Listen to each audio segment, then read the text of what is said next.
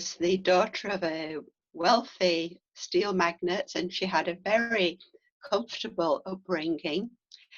She always loved the countryside from childhood, I believe, and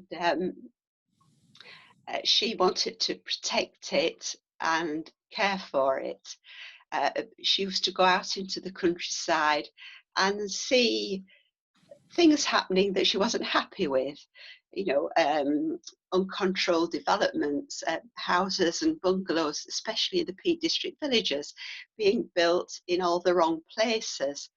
And there used to be a lot of ugly advertising hoardings in the villages, and so on, because at that time there was no planning legislation. So but she wanted to try to do something about it.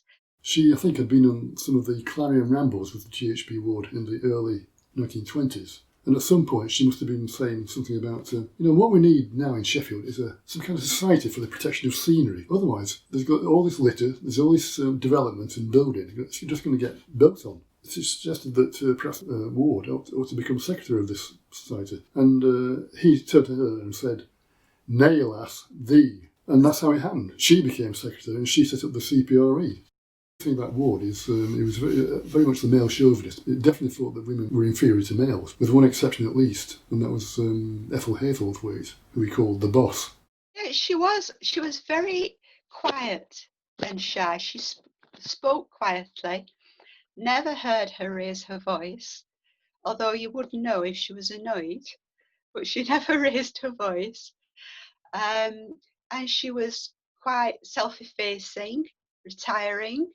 But when it came to the countryside and her feelings about any particular proposal, she didn't hold back then. She advertised in the Times for an assistant.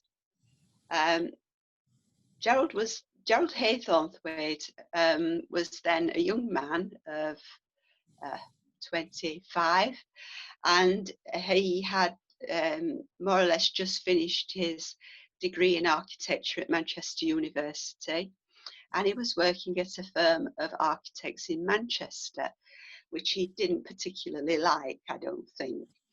And he had this advert in the Times drawn to his attention, and he decided to apply. So I came over here and met the Honorary Secretary. Who was that? She was the person who became my wife eventually, Ethel Gallimore she was, and I got accepted. They obviously got on extremely well, because within a year or so they were married. He's the most gentlemanly gentleman I think I've ever met. Also, I think I'm right in saying he was an architect. So being a professional, talking to another professional, he was respectful. And even when he felt it should go a different way, he had such a gentle style and manner.